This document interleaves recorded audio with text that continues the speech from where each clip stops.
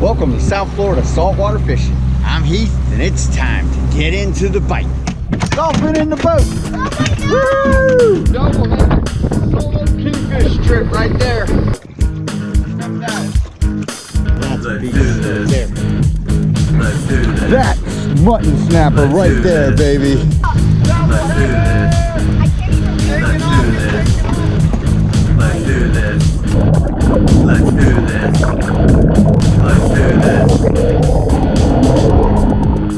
All right, it's a cloudy, overcast, but beautiful morning. We're rigging up, heading towards the inlet. We're gonna head offshore, wet some lines, hopefully bring home some food to the family. Before we get into this though, if you want to learn more about fishing, grow as an angler, or just see some great and exciting offshore fishing adventures, you can start by hitting the subscribe button. And don't forget to turn on the notification bell so that you won't miss a thing. All right, everybody, we'll see you out on the water.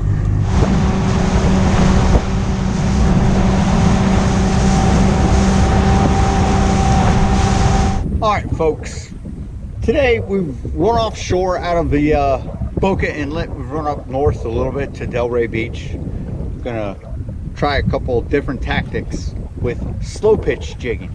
What I wanted to do today is I want to show you a couple of different methods. First, we're going to start out with a conventional reel. Then I want to move and show you how slow pitch jigging can be done with a spinner. I know traditionalists might not enjoy this fact, but slow pitch jigging, when you want to get into it and not break the bank, you have to utilize what you have in your arsenal. What we're going to start out with is my slow pitch setup is an accurate Boss Fury 600 Narrow on a 7-foot star rod from the handcrafted series. It's got nice flex in it so that I can so that the rod can load and pitch the jig. The jig that we're going to start out with is a Mustad Daggerman 200 gram mackerel color, silver with some glow in it. I've got it hooked up with 3 hooks, 2 on the bottom, 1 on the top. So slow pitch jigging is all about research and exploration. You're trying to get away from what everybody else is doing. And this morning, the reef is literally littered with people doing the same thing. They're planer trolling. And quite honestly, they're catching nothing but bonitas. If they get something else, hey, more power to them. But right now, the bonita are ultra thick and they're unavoidable. All right, so we're gonna drop down in 217 feet of water. So it shouldn't take long for the jig to get to the bottom. Then we're gonna see if anybody wants to nibble on it. So when you're gauging your jig size for slow pitch jigging, 1 gram can equal about 1 to 3 feet in depth of water. So I have a 200 gram jig. Depending upon the current, you'll want to figure it out. That can go up 200 to 600 feet. If you've got no current, you're good to go for about 600 feet. If you've got current, you want to lessen the amount of footage that you've got. So, you load your rod, you let it pitch. Load your rod, let it pitch.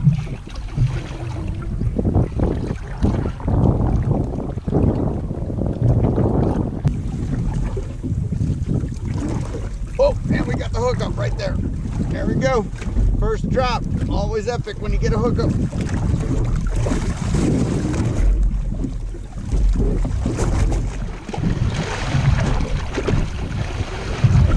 Slow pitch jigging is super effective. And you never know what you're going to get.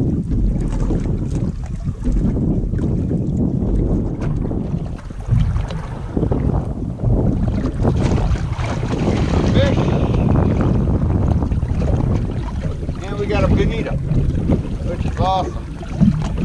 I've said this before in past presentations. I had a video where I said slow pitch jigging is definitely one of the most effective ways to catch bonita, and proof is in the pudding right there. So this guy didn't get all the hooks in him, so I'm going to let him go. Nice little bonita on the slow pitch jig. what's currently going on is I got my wind blowing from the northwest. So I got a northwest wind and I got a north current driving me north. So I actually essentially have almost a backup drift. Wind blowing one way, current going another.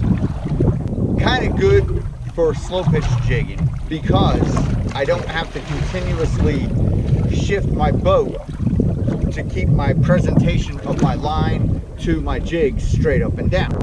So when jigging, you can do a half turn,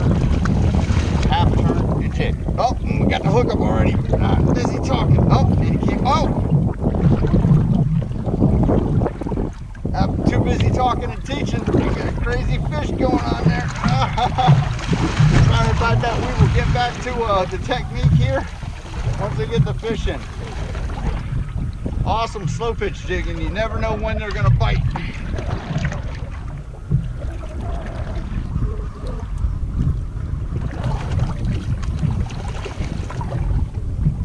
Here he comes. Gonna be another bonita. He's taking off out that way.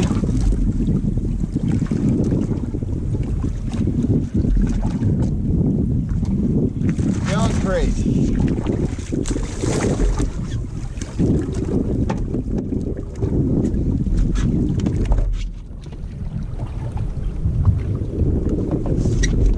Like I said, slow pitch jigging is one of the most effective ways for catching bonita.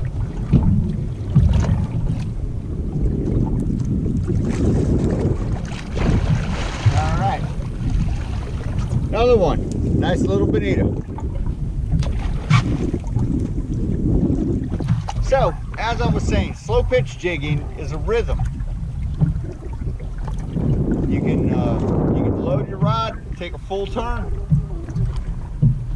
or you can do little short spurts, half turns.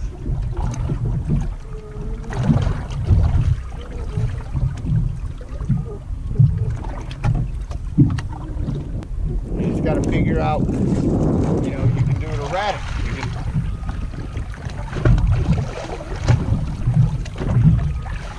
change up different techniques as to what it is you think the fish are going to be enticed to bite to, and you go with it from there. It's different every time you drop down. You never know what you're going to get. So, we got a hookup just now. just from drifting out the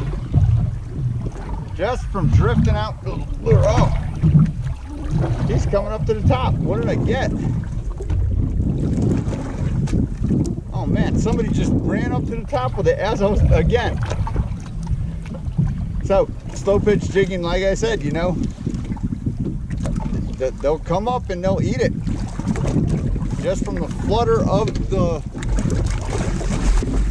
jig. We're gonna see what we got here. As I was explaining, I wasn't even reeling in and the fish came and hit, which is great. That shows you how great these jigs work. It's gonna be another bonita, and it looks like I foul hooked this guy.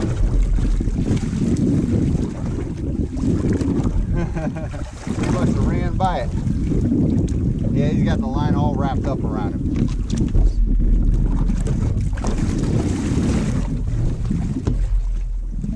Look at that. He got caught everywhere.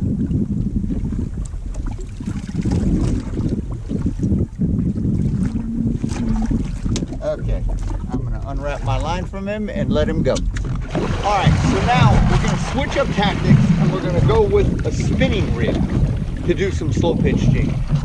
Like I said, I wanted to show you this to prove to you that it can be an effective tool also, that you don't necessarily have to go overboard and break the bank when it comes to trying to get involved in slow pitch jigging, because it can be an expensive venture if you follow traditionalist formats, and that's not always what we're trying to do. We're trying to make it so that everyone can have fun. So, one thing you do need for slow pitch jigging is braid. If you don't have braid, you're not going to be able to employ the tactic of the pitch fall method properly. Your monofilament stretches out too much to do any jigging. So whenever you're jigging, just bear in mind that braid is the most functional line that you want to use when you're doing it. All right, so we're at the bottom. And again, you just use your handle to turn, load your rod, and pull.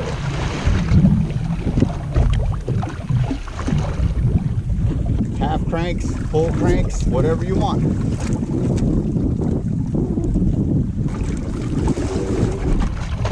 Oh. There we go, we got the hook up on the spinner with the slow pitch jig. That's how you do that. So this is 20-pound braid on this reel. I have a backer of monofilament that's 12-pound test, so I put 300 yards of 20-pound braid on it. My leader is 40-pound fluorocarbon.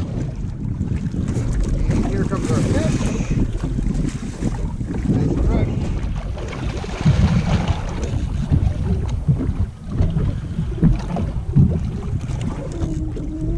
Nice fresh bonita.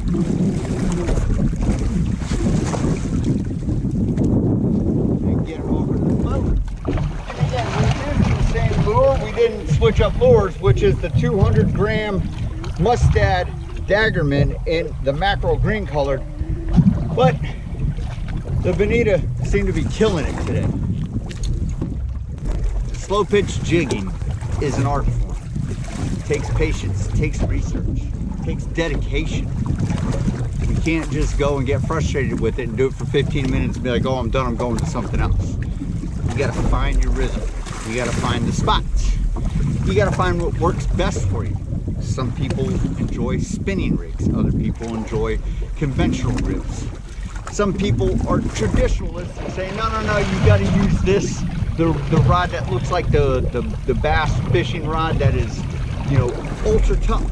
I am not at all knocking the traditional gear that was invented and created and is technologically advanced for slow pitching. But what I am trying to enlighten you to the fact of is that to get into slow pitch jigging, you just have to get started. Use what you got. It's there for you. Get some braid, get a couple of jigs, don't break the bank at all. And get out there and start doing your research. I guarantee you, you'll have a blast. Okay, so when I first got into slow pitch jigging years ago, this was my original setup. This is a Penn Battle 5000. It's spooled with a top shot of braid, 300 yards of it, of 20-pound test. Underneath that lies 12-pound monofilament, about 100 yards of it. My leader is about 20 feet of 40-pound fluorocarbon from Seagar Red Label. You may ask, what do I attach my knots with from my mono to my braid and from my braid to my fluorocarbon? The knot that I like to use is an Alberto knot. It is also known as a modified Albright knot. They're basically the same knots, there's just more wraps going up and going backwards towards your braid and your main line when you fasten it on and cinch it down. It is also known as a knotless knot. You're not tying loops and cinching them down. You're wrapping and threading your lines together. And braid sort of acts like a Chinese finger trap where it grips tighter and tighter as you pull in a negative fashion against it, which is why the Alberto knot or the Albright knot work perfect for tying braid to leader or to mono. We're gonna drop out again with the spinning rig. See if we can get the hook up.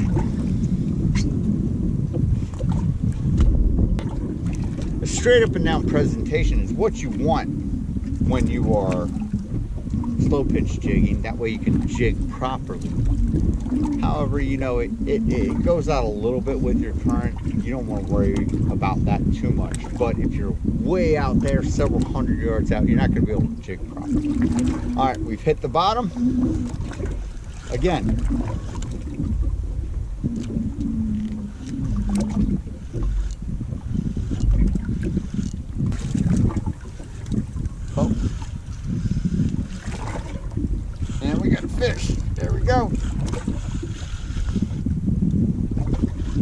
That's how that strike happens a lot of times, is your line will go slack and you won't know what's going on. And that's a fish.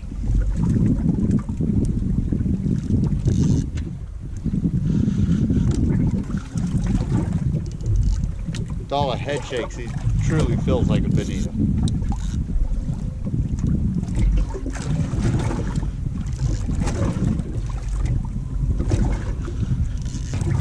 There he comes, I see him.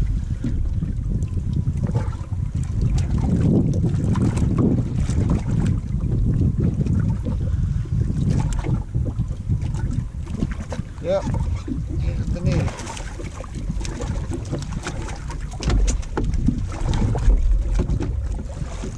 There we go.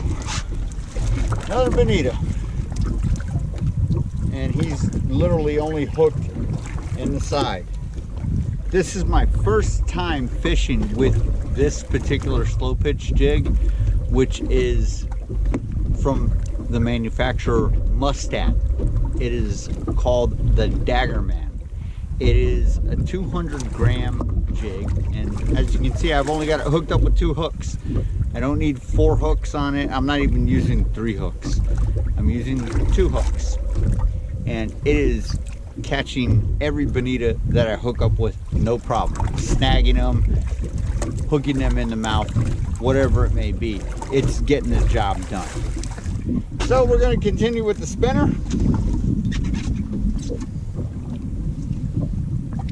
338 feet of water is what we are in. Again, we've got a little bit of a backup drift. We're dealing with the elements. My current is headed north.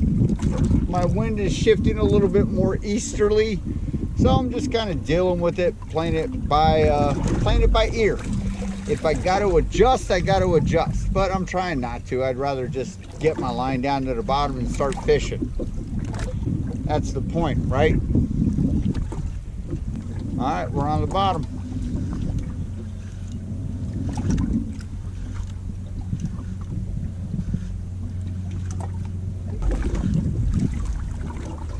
Again, it's slow, it's a rhythm. It's not high-speed vertical jig. You can almost leave it in the same spot and pitch, let it fall. Pitch, let it fall. Pitch, let it fall. Pitch, let it fall. It's not high-speed vertical jigging where you're constantly, in motion and you get in a rhythm and you're jigging like this. It's not high-speed vertical jigging. It's slow pitch jigging. Find your rhythm. You're emulating an injured bait fish. So it's up to you how your jig reacts.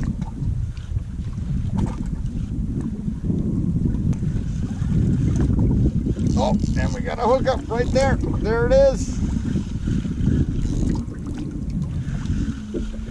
That's the beauty of slow pitch jigging. You never know when you're going to get that hookup.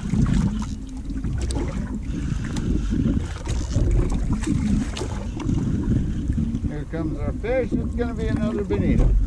They're so thick that they're unavoidable. But they're proving the point today. These fish are proving some of the most important facts of the points that I've brought up in previous episodes. One is that slow pitch jigging is one of the most effective ways to catch bonito. 2, we're working with a spinning reel slow pitch jigging, which is also highly effective and works. So you get to work and you get to catch fish having fun without breaking the bank. All right, folks, so we headed out with a game plan today. We said we're going to do some offshore slow pitch jigging. Didn't catch anything else but bonito, but that's to be expected with the time of year it is. It's early September. The bonito are super thick. Sometimes they are impossible to avoid. They're so hungry they get to the bait before anything else does. Regardless, we caught fish. That means we had a successful trip. We showed the difference between slow pitch jigging with a conventional reel and with a spinner. Hope you got a little bit out of that. All right, folks, that about does it for this episode. I hope you had fun. I hope you enjoyed. Hope you learned a little bit about the difference between slow pitch jigging with a conventional reel and with a spinning reel. Till next time, South Florida saltwater fishing, going wherever the cool wind takes us.